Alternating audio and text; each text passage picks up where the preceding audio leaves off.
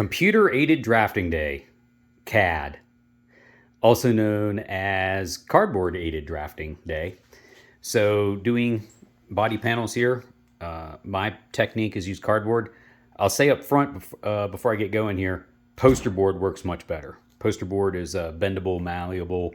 It's cheap. I'd say poster board, like a poster paper, heavyweight poster that you can get cheap from Walmart.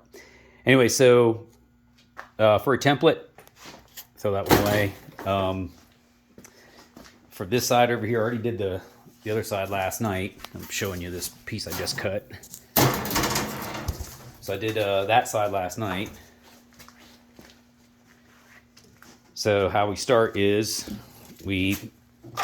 I stick cardboard up against it. I stick the whole big piece of cardboard up there, and then I trace on the inside. I trace on the inside of it here to kind of get my shape, and then I start cutting it down little by little. One of the things that's tricky for me on this one is I'm sharing an edge. I'm sharing these supports with two pieces. So it's really hard really hard for me to cut sheet metal and keep a very straight edge. So where I know this needs to be straight, I left a note to myself. I'm trying to use, over on the sheet of metal, a factory edge on it. So it's nice and sharp. Now I ended up, I wasn't able to do that on this one, but try to make it as straight as possible. Anyways, it's pretty straightforward. I get the shape, and I'm going a little bit bigger, about a 1/2 inch bigger all the way around, so that I can bend. I got that right? Backwards. I think I got it right. May have it backwards. Can't do it with one hand. Sheet metal. You're going to cut yourself on this. That was today already. Back of the hand. And I'm wearing gloves. I'm not wearing gloves for the video, but I'm wearing gloves. All right, you get the idea. You're going to put it up there. And using just like flat stock, I put a piece of flat stock up on this, and then I clamped it to it to get it to hold to that bar. And then I did the same up here, and I clamped it down. And then where I had free space between the clamps and the blocking material, clamping it to that bar, just come in and start hitting it with the hammer and start knocking it over. And the tighter your clamp is, or your blocking material is to this bar, the nicer the radius will be right there. And you can see in here, like I didn't get too close there, so it's a little bit of a lower radius. Maybe it doesn't show very well in this video, but in some of the places the radius is tighter than others, and it's a little sloppy.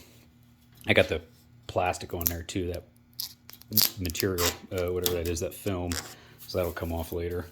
And then this one I screwed up and I put the film on the inside. Oh well, it's all right. It's gonna get painted anyways.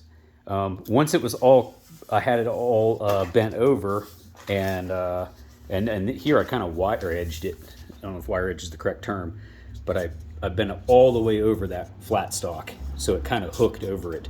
Up here it just kind of goes on top. It doesn't come around and hook over the other edge, so it just sits on top.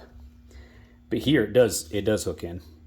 And then once I was able to get the shape almost where it would sit perfectly, just sitting on here, then I took it over and hole punched it. So one of these hole punches is money well spent. They're pretty cheap. I think this is an eBay $20 Chinese deal. And marked my holes 2 inches to give it a nice uniform look. And look, doing this, you can do this much, much quicker with self-tapping screws. Nobody's a bigger fan of the number 8 self-tapping hex head screw than me. That number 8 hex head self-tapping sheet metal screw, I put the body on that last cart I did. That body went together, I swear, in like a day. But I just, eyeballed it and I just zipped them in. It drills the hole as it goes.